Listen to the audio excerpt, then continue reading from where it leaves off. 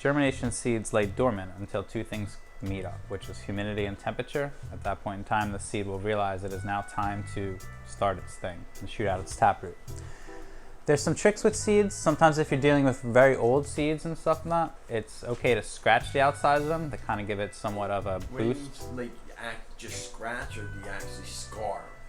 I would scratch. I wouldn't cut into the seed itself, but just kind of scratch. Maybe a sandpaper and such. 15 years old.